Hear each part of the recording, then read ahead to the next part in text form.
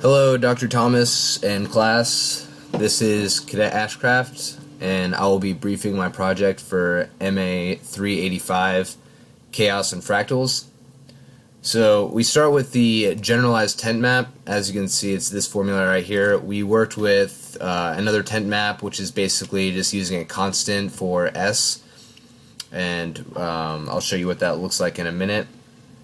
And so another way to write this formula of the tent map is to change it from this piecewise function into a function with absolute values. So we get r minus 2 times r times the absolute value of p minus 0.5, and we're going to look for the equilibrium points for this function. So we'll go right here, and then for finding the period 2 points, we're going to use just run it through an iteration of itself, and then we're just going to take that function of the function r, and then this will find the period 2 equilibriums, okay? And then for the period 4 equilibrium points, we're going to basically do the same thing and run it through again. Whoops.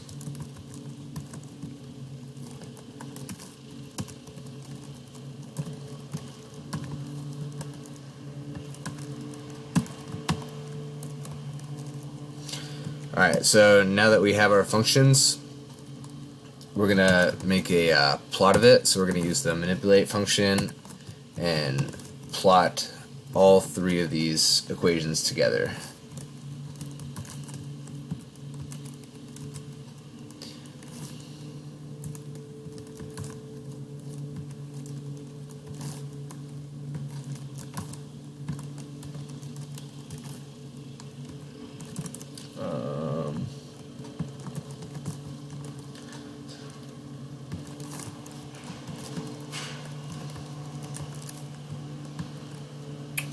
Alright.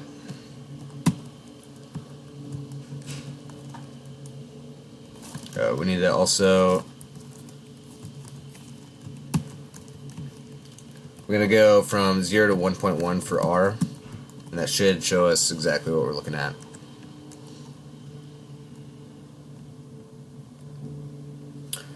So here are the three functions, and you can see where they cross the f of x equals x, and these are where the equilibrium points are. Okay, so with the logistic map, we had a lot of repelling points, and so we know which points on these the tent map are equilibrium points are when they cross this f of x equals x. So we can kind of like just gauge it looking at this graph when it crosses. So the blue tent map is just the generalized tent map. The G, or the period 2 points, are the orange graph, and the period 4 points are the green map. And so wherever they cross, and we'll take a closer zoom in on exactly what's happening when they cross this point, but you can just see from this exactly where the period 4 points are for the values of P. So next we'll look at a zoom in of the period 1 points. Alright, so I'm just going to copy this code right here and basically zoom in on the basically 0.5. So I'm going to go from zoom in from 0.9498 to 0.502.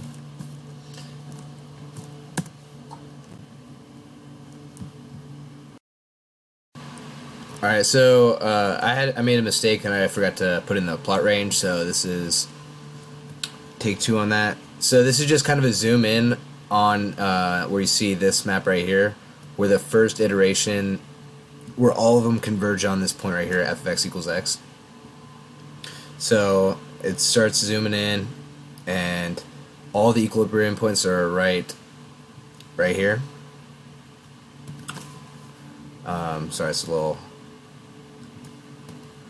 You can see where they all cross the fx equals x axis, and that's where all the equilibrium points are. Let's see if I can zoom in on right there. All right, so at this point, the first iteration, second iteration, and the period 2 points and the period 4 points are all at when r equals 0.5. That's when they are all crossing that axis, and that's where they're all equilibrium points. We can tell if the equilibrium points, whether or not they are repelling or attracting based on the absolute value of f prime, if it's greater or less than 1. And here I'll just post an equation of it. So this is how we can tell. And we know all of the points for period 2 and period 4 are all repelling. So just for a point of comparison, I also graphed the logistic map right here, and just to show you how that looks compared to the tent map. And as you can see, the period 2 orbit doubles to a period 4 orbit when the blue graph crosses the curve with a slope of -1.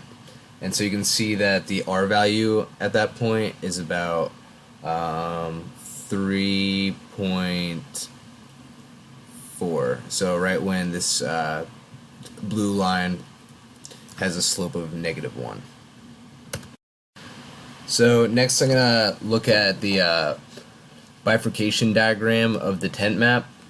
And so a bifurcation diagram basically shows the values as they are approached asymptotically, or like fixed points or periodic orbits of a system as a function of the bifurcation parameter of the system. And they represent the stable values with a solid line and unstable values with a dotted line. So a little bit more on the bifurcation theory.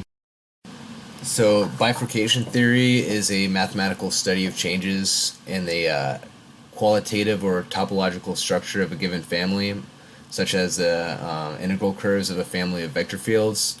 And most commonly it's used in dynamical systems, and a bifurcation occurs when a small smooth change made to the parameter values, in this case P and R, of a system causes a sudden qualitative or topological change in behaviors. So it's used in ODEs, PDEs, and discrete systems.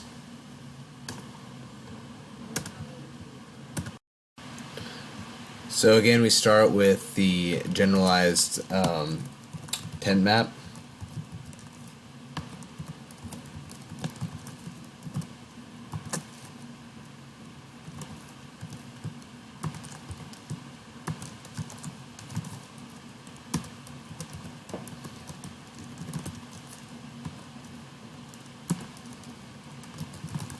And this is how we're going to actually graph the bifurcation diagram. So we're going to make a for loop starting with k equals 0.0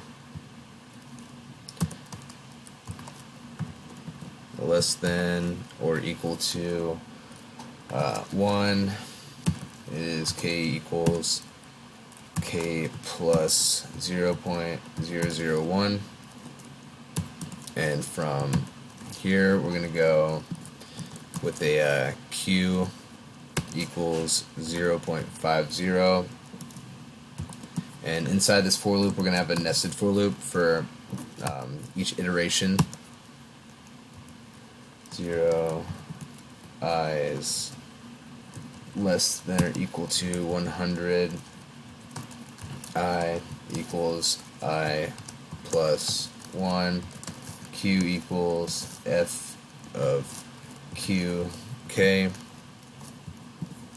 then have another for loop for I equals 0, I is less than or equal to 50, I equals I plus 1, Q equals FQ of K.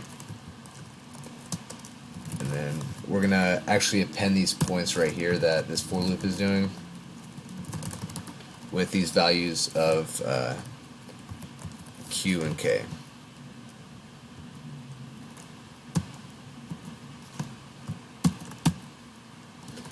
And from here we're going to actually list them out in a plot. From plot range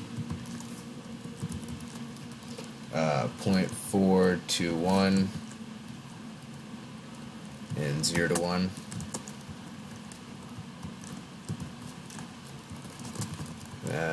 Put some plot style on it. Point size is 0.002 so we can see what is actually going on. So here's our bifurcation diagram for the temp map. And each point is essentially like it's a scatter plot of sorts, and each point represents the long-term behavior of each value of R. And so the period 2 points split up when, you can see when the period 2 points bifurcate into period 4 points, and that's what this split is right here. So just for a point of comparison, I also have a bifurcation diagram of the logistic map, and here you can see a little bit more clearly where the bifurcations are from period 2 to period 4 points, and you can clearly see a difference between the tent map and the logistic map. So as I previously stated, all of the points are repelling in the tent map, and this is not the case in the. Okay, going back to the tent map, after looking at the logistic map, we can kind of zoom in and see what's happening at this bifurcation and look at more of the period doubling.